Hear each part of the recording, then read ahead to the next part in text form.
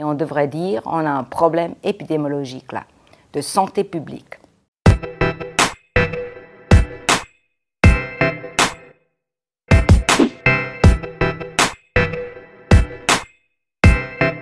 Ni faux ni juste, on ne le sait pas.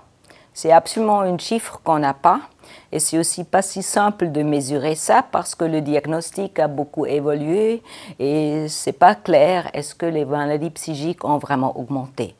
Mais la chose qu'on sait, c'est vraiment que les absences au travail dues à des problèmes mentaux ou psychiques, ça augmente et aussi les rentes AI dues à des maladies psychiques augmentent.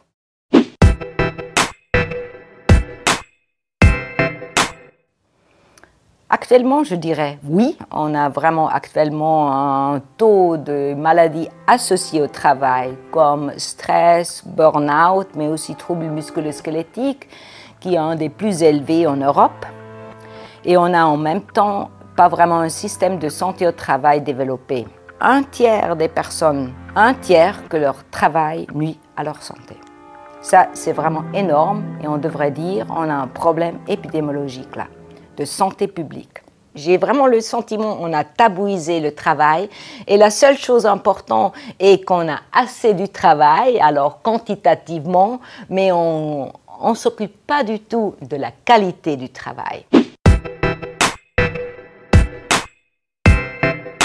Non, le burn-out n'existe pas comme diagnostic. Depuis des années, on observe cette augmentation des maladies associées au travail et spécifiquement des maladies liées au stress, comme le burn-out. Il n'y a aucune offre médicale pour leur donner une nouvelle position et d'ouvrir des possibilités, des actions pour vraiment retrouver un nouvel lien, une nouvelle relation avec le travail qui a tellement nui à leur santé. Oui, ça existe. On doit toujours faire la même chose, on n'a pas peut-être assez de travail, il n'y a pas de sens au travail par exemple. Oui, ça peut amener à un burn-out. On ne peut pas que promouvoir la santé. Promouvoir la santé signifie par exemple aussi offrir des fruits, c'est bon, offrir de l'eau, offrir peut-être des choses comme ça dans l'entreprise. Et c'est vraiment la forme, la sorte, la promotion qui est beaucoup plus importante. C'est vraiment aussi prendre en compte les conditions de travail et de vraiment d'essayer de mieux gérer la santé au travail en entreprise, oui, et ça réduit vraiment les absences.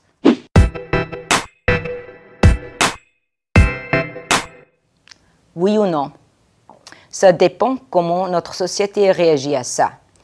Si les contrats atypiques veut dire que vous travaillez comme freelancer, un petit job là, et tous sont vraiment des contrats sans protection sociale, oui, c'est le mal de demain.